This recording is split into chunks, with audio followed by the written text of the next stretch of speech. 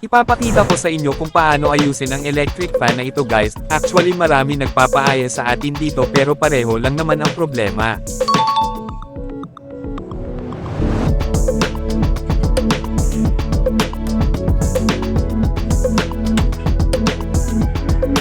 Ito napapansin nyo yung ibang selector switch may problema yung number 1 ayaw umikot ang fan, ito rin sa number 2 ayaw umikot pero okay lang itong sa number 3 guys.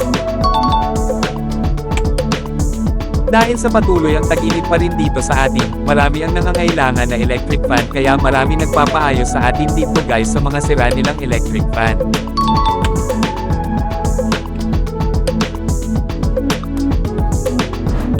Binuksan ko na ang likod guys at tignan nyo pa paano ko ayusin. Papalitan natin ito ng starting capacitor guys, gamitan ko na lang ng long nose pliers guys.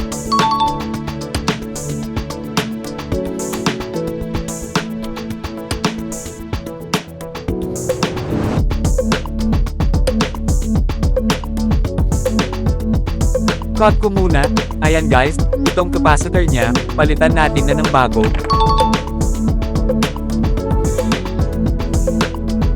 Ito yung bagong capacitor.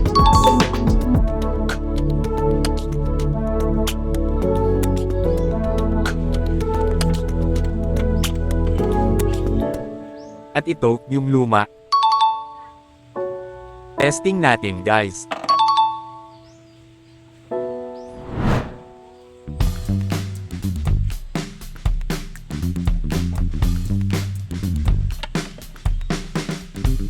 Masaya na ang mga nagpapaayos natin ito guys, may panlaban na sa sobrang init lalo na pagtanghali.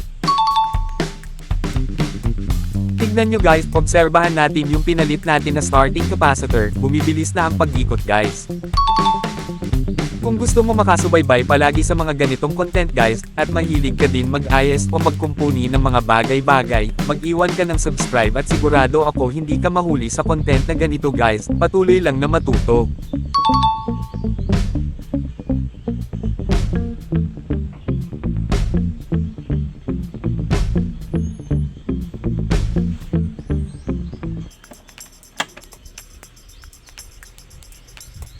Okay na guys.